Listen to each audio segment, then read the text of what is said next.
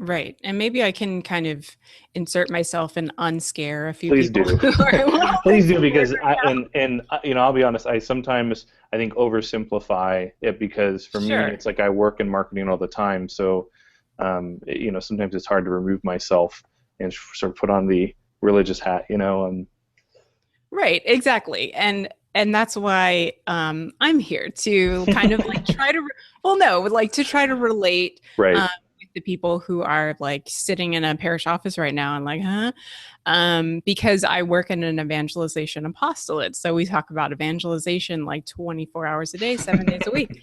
And so from my perspective, like evangelization is sharing the gospel, and your main goal is to kind of introduce Jesus to this person you're sharing this with, and ultimately that your hope is that they would establish, have a meaningful relationship with Jesus Christ. right. And so that's our bottom line in the church, right? Like to have more people get to know, have an encounter with Jesus, and to grow in a relationship with Him. And so the bottom line in the world that you live in is the dollar, right? Right. And so I think, we can, when we look at marketing, yes, there is definitely a sense in which marketing is, getting people to the parish breakfast, or, getting people to come to even Sunday Mass. Hmm. Um, but there's also the sense that I really want to focus on today, which is that marketing is actually evangelization in a way. And actually, we're Right. seeing companies like Google and Apple are actually giving people job titles where they are an evangelist. It's interesting that you say that, because while you were talking, one of the things I was thinking about is, from a marketing perspective, yes, most of the time it is sort of about, selling our products or making money, right? But Hmm. but more and more you're seeing that companies are using strategies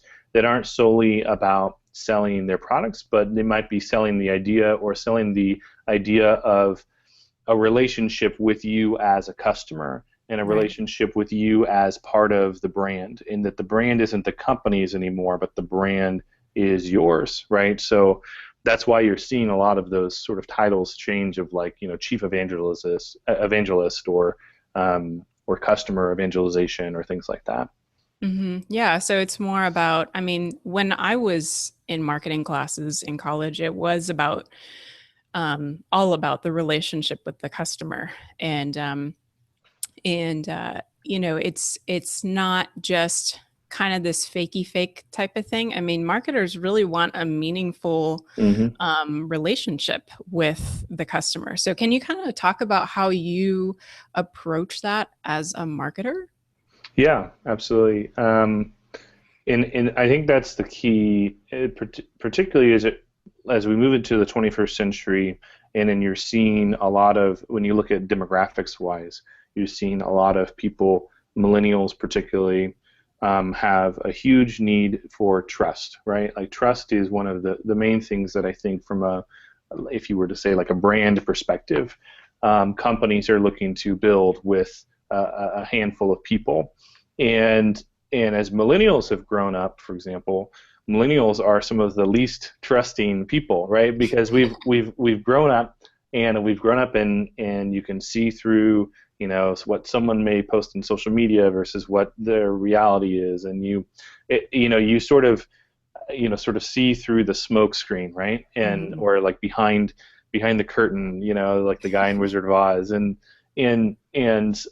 So a lot of companies are having to sort of adapt, and are focusing more on relationship.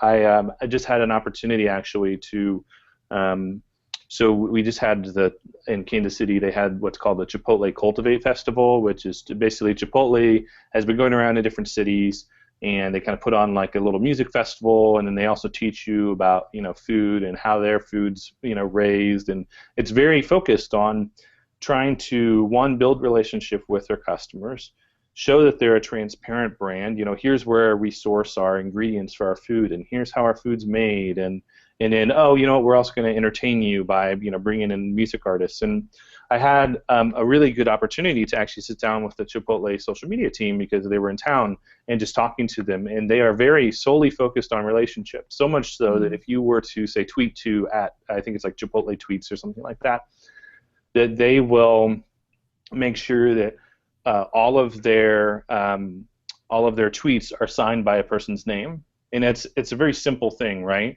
But it's a simple thing that shows that that is still part of the we're in a relationship with you, and it's literally like four people that manage their social, and so it's like, yeah, I'm Rusty, and that tweet's for me, and like I want to make sure that like I sign that, and that it's not so much just about sharing my love for Chipotle, but it's truly like I know that you like that's where you go every Tuesday for lunch, and like that's your Chipotle. Like that was one of the things they said a lot was, it's all about what makes it your Chipotle, right? And that speaks back to that idea of companies wanting to build a relationship, and in seeing that relationship as an aspect of marketing, so much so that a lot of companies will have their customer service right next to their marketing team because they're starting to see those as sort of synonymous with one another.